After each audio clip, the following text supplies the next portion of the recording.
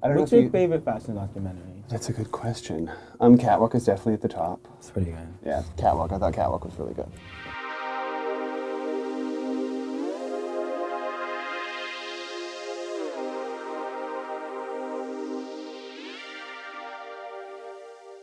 I think I was saying to you earlier, a lot of people grow up dreaming about moving to this city, and you were already here. So where do you go from there, and how does that kind of shape you as a person? Obviously, I knew I was gay at a very young age, and suddenly in the city, there was a possibility to just be that. And I started hanging out downtown really young, like 15, and met my group of friends that still to this day are like my best friends, kind of dancing on tabletops downtown. That kind of childhood, it just meant that there wasn't that much to do after that in terms of kind of wanting to explore.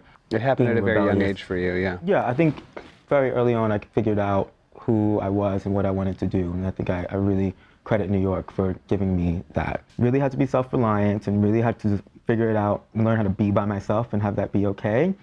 I think it really did prepare me mentally for the rest of my life. Because even when I was assisting and working for Joe, the pace that we worked was extraordinary. You know, there'd be months on end where you wouldn't go home. I mean, the amount of my mother's birthday happens to fall during Paris Fashion Week. The amount of times I've forgotten to call her during her birthday is crazy. The amount of times I've forgotten my birthday, which is during shows as well. You say Joe, you mean Joe McKenna? Joe McKenna. So at what point did you meet him, and how did that whole relationship start? Towards the end of my time at Love, I found out that Joe was looking for an assistant, and I emailed him, actually on my birthday. And he emailed me back in very Joe fashion, literally about 4 minutes later. And I met him the next morning, and the rest is history. So you were with him for how long? 5 years. Wow, that's quite a stint. Yeah. And how do you think that shaped you as a stylist in terms of experience? I mean, I can't understate the importance of my time with Joe, or just how strong of a mentor he was, how seriously he took that role, how much he taught me not only about the industry, but also how to work as a stylist, how to be an independent contractor, how to run a small business, how to be professional. Do you find yourself looking at that kind of archival background of our industry with reverence, or are you sort of a little bit? No, I'm so influenced by things that are familiar to me, things that I have loved. I think your point of view is shaped by the things that you have seen in your past and the things that you carry with you. And what I try to do is modernize that. You know, I take a bit from here and a bit from there, and a bit of something that hasn't happened yet, something from the future, jumble it all up and hopefully come up with something that feels like me, or at least new. So you think it's important, though, to have context for what's happened prior to your arrival in the business? For myself, yes. Yeah. You know, it's a big part of my process. I think that there are people who are pure constructionists, and they want to just create something from the ground up.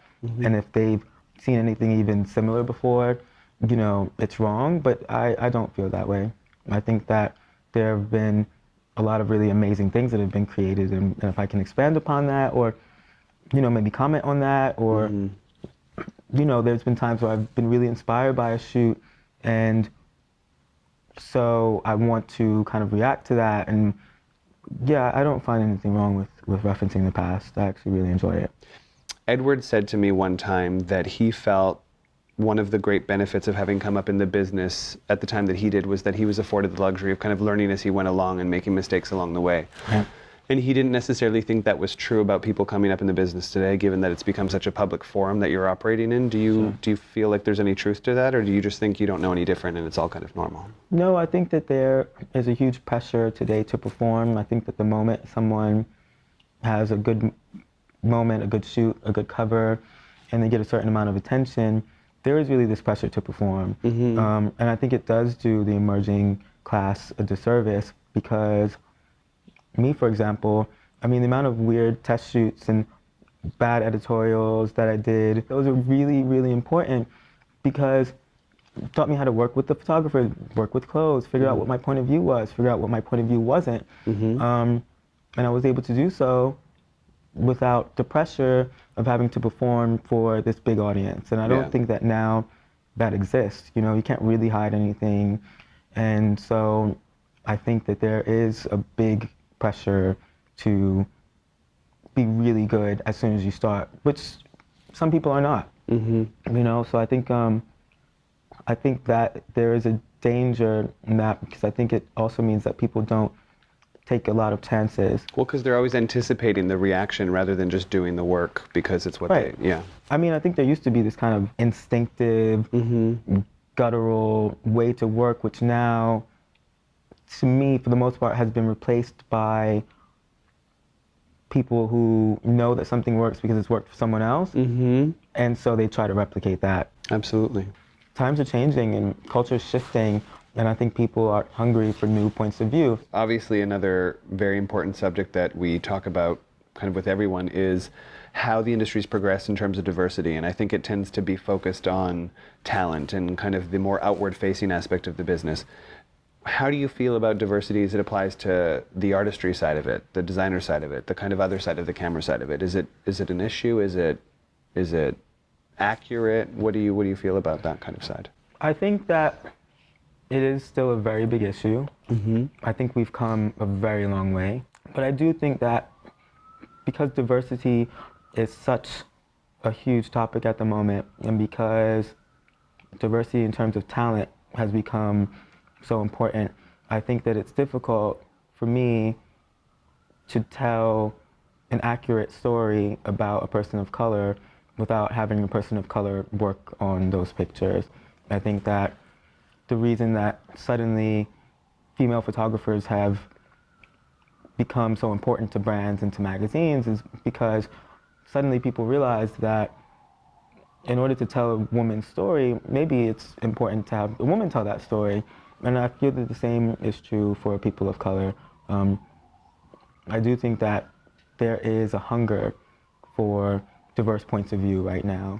I think that people are really making an effort to include people from different walks of life, not only from different races, but different ages, different backgrounds, different socioeconomic backgrounds.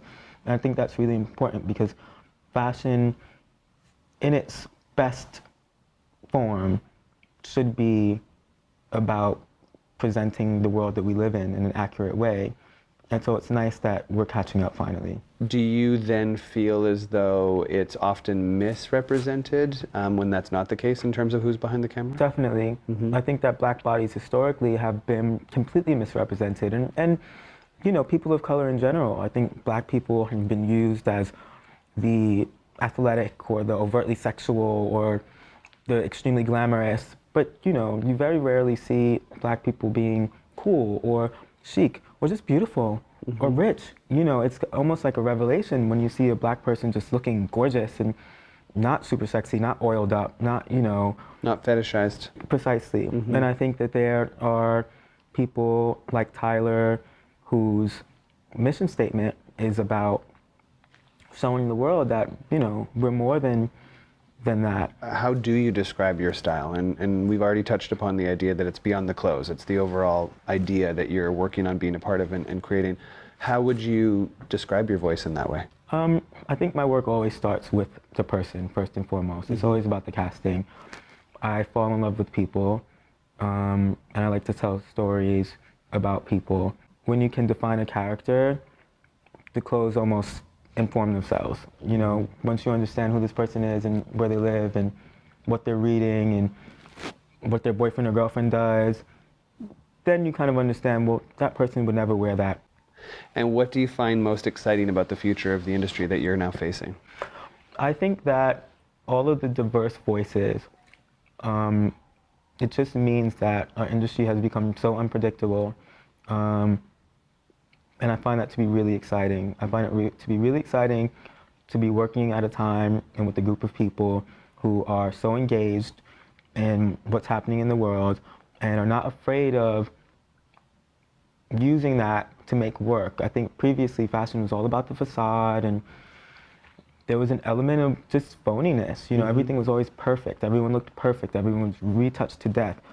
Now, we're utilizing maybe the dark things and the sad things that are going on in the world, and we're putting that into the work. It offers a huge diversity of the types of work that is considered good, and I think it's a really, really exciting time to be making work. Very well said. Thank you for the good conversation.